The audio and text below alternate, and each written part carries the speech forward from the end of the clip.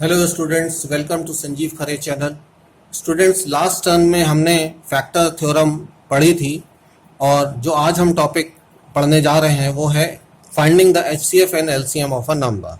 So before coming to this topic, आप thoroughly factors theorem कैसे factorisation करते हैं ये ज़रूर सीख लीजिएगा।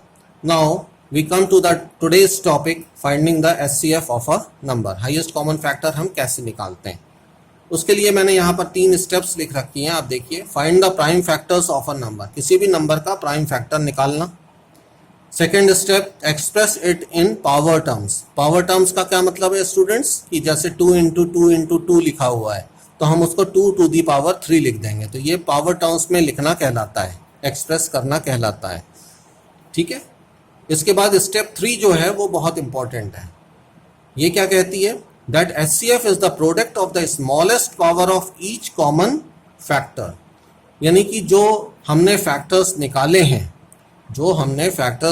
हैं उनमें कॉमन फैक्टर्स कौन से हैं ये देखना है, और उसमें जो कॉमन फैक्टर्स में जो स्मॉलेस्ट पावर के टर्म्स हैं उनको सेलेक्ट करना है। अब इसको हम एक एग्जाम्पल के थ्रू समझेंगे तो आपको बहुत अच्छा समझ में आएगा। जैसे हम HCF निकालना चाहते हैं 90 एंड 144 का।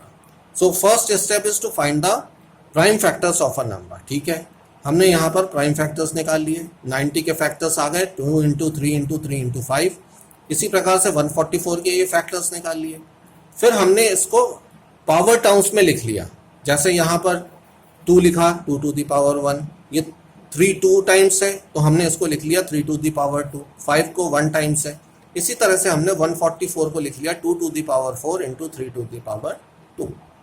अब इसके बाद जो तीसरा स्टेप है, मैंने आपसे बोला कि हम पहले कॉमन टर्म्स देखेंगे। तो अब आप देखिए 90 में यहाँ पर 2 कॉमन है, यहाँ पर 2 है, इसका मतलब 2 कॉमन है।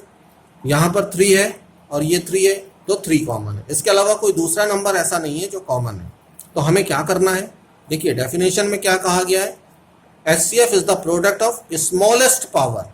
तो smallest power 2 to the power 1 और 2 टू दी पावर 4 की क्या है, of course 2 to the power 1 है, तो यहाँ हमने 2 टू दी पावर 1 लिख लिया। अब 3 टू दी पावर 2 और 3 टू दी पावर 2 तो सेम है, तो कोई बात नहीं, यहाँ पर 3 टू दी पावर 2 लिख लिया और इसको सॉल्व कर लिया। तो ये क्या हो गया, 2 into 9 18। So this is how we find out the HCF of a number.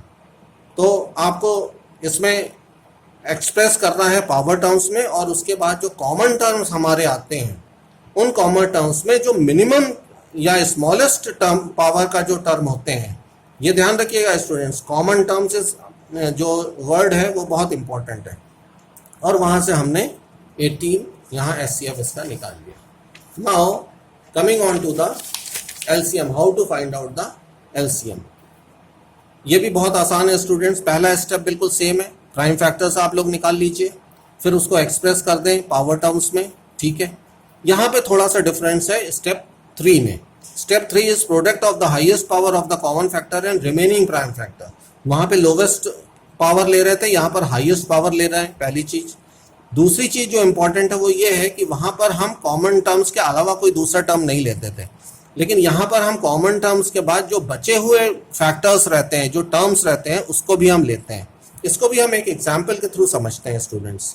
जैसे हमें LCM ऑफ 90 एंड 144 निकालना है, जैसे हमने पहले निकाला हुआ है 90 और 144 का। अब यहाँ पर 90 के फैक्टर्स हमने कर लिया एज यूजुअल, जैसे पीछे किया हुआ है, 144 के कर लिए, फिर उसको हमने पावर टर्म्स में एक्सप्रेस कर दिया। यहाँ पर हमने पावर टर्म्स में एक्सप्रेस कर दिया। अब थर्ड स्टेप में हमें पहले तो कॉमन फैक्टर्स देखने। तो अब आप देखिए कॉमन फैक्टर्स कौन से हैं, ये 2 और 2, जैसे पिछली बार समझा हमने, 2 कॉमन फैक्टर है, यहाँ पर 3 कॉमन फैक्टर है। इसके अलावा कोई दूसरा टर्म जो है कॉमन नहीं है। 5 फैक्टर है लेकिन वो 144 में नहीं है। तो पहले हम कॉमन टर्म्स की बात करें तो डेफिनेशन में यहाँ पे स्टेप्स में देखिए क्या लिखा हुआ है कि highest power of the common factor. तो सबसे पहले हम हाईएस्ट पावर लिख लेंगे। 2 टू दी पावर 1 है, ये 2 टू दी पावर 4 है, तो यहाँ पर हम 2 टू दी पावर 4 लिखेंगे। तो यहाँ देखिए मैंने 2 टू दी पावर 4 लिख दिया। यहाँ 3 टू दी पावर 2 है, ये 3 टू दी पावर 2 है, तो ये तो सेम है, तो यहाँ 3 टू दी पावर 2 लिख दिया। अब यहाँ पर आगे एक चीज और कही गई है स्टेप 3 में, and the remaining prime numbers. अब रिमेनिंग नंबर कौन सा बचा है, यहाँ पर 5 बचा, तो एलसीएम निकालते समय हम इसको भी मल्टीप्लाई करेंगे जो नंबर हमने लिखा हुआ है, तो यहाँ 5 से मल्टीप्लाई कर दिया, तो ये हमारा इक्वेशन क्या बन गया, सॉल्व किया इसको, तो 16 इंटू 9 इंटू 5 ये 720 बन गया. So the LCM of 90 and 144 comes to be 720. So these are the step you have to remember. Now आगे और बढ़ते हैं students. Then we also have to know the relation between HCF and LCM. अभी हमने जो पीछे HCF और LCM निकाला है उसके बीच में क्या रिलेशन है, तो it's a very simple relation. HCF of a number, जिस नंबर का एचसीएफ निकाला है उसका HCF LCM is equal to the product of two numbers. मतलब जिन दो नंबर्स का प्रोडक्ट निकाला है, एक नंबर है नंबर 1 एंड नंबर 2. जैसे हमने 90 और 144 का एचसीएफ और एलसीएम दोनों ही पीछे निकालना मैंने आपको बताया है. So we write HCF of this 90 and 144 is 18 and LCM is 720. अब हमारा फॉर्मूला क्या बोलता है कि HCF of two numbers and LCM of two numbers. तो एचसीएफ ऑफ टू नंबर्स 18 लिख दिया, एलसीएम ऑफ टू नंबर्स 720 लिख दिया.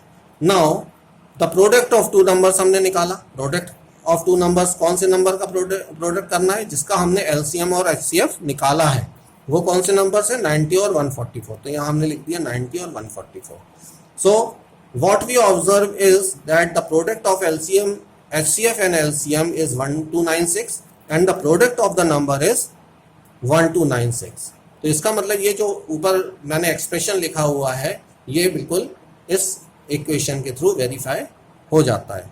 पर स्टूडेंट्स यहाँ पे एक बात ध्यान रखने की ये है कि this rule is applicable only for the two numbers. अगर 2 डिजिट्स का हम एचसीएफ और एलसीएम निकालते हैं तो ही ये एप्लीकेबल होगा. अगर उससे ज़्यादा निकालते हैं तो वो उस पर एप्लीकेबल नहीं होगा. So this rule is applicable only for 2 numbers. ये स्टूडेंट्स ध्यान रखिएगा. मुझे लगता है स्टूडेंट्स आपको ये वीडियो समझ में आया होगा. एलसीएम एचसीएफ कैसे निकालते हैं, फंडामेंटल थ्योरम क्या होती है, ये सब चैप्टर की चीज़ें आपको समझ में आई होंगी. और अगर आपको अच्छा लगा है तो आप जो है मेरे चैनल को सब्सक्राइब ज़रूर करें. Thank you.